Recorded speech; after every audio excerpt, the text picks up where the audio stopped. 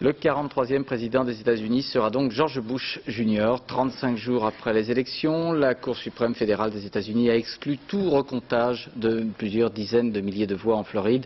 Al Gore doit ce soir en prendre acte et de fait laisser la présidence aux républicains, le gouverneur du Texas. Correspondance Étienne Lénart avec Aaron Diamant.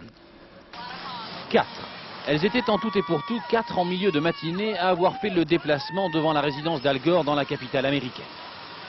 Après 5 semaines de mobilisation, les militants démocrates ont pris hier soir, avec la décision de l'instance suprême de la justice américaine, un énorme coup sur la tête.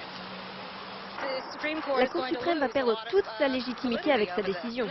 Ils ont pris les électeurs en otage. Après plus de 24 heures d'attente, il était 22 h hier soir à Washington. Les 9 sages de la Cour suprême des États-Unis ont donc enfin tranché et il a fallu de longues minutes aux experts pour comprendre. En substance, la Cour a considéré qu'il était trop tard pour recompter les bulletins et surtout qu'il aurait fallu dès le départ établir des critères pour ce dépouillement manuel qui soient les mêmes partout.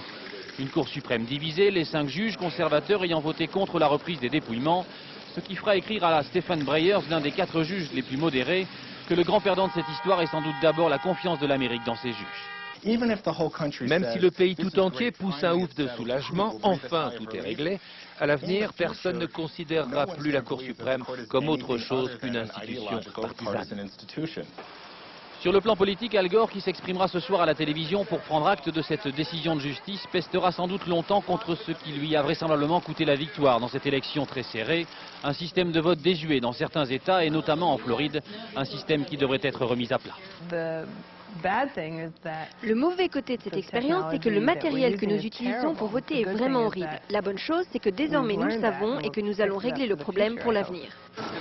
En passe de devenir enfin le 43e président des États-Unis, George W. Bush affichait ce matin dans son siège de gouverneur du Texas qu'il va quitter pour la Maison-Blanche, la mine radieuse de ceux qui reviennent de très loin.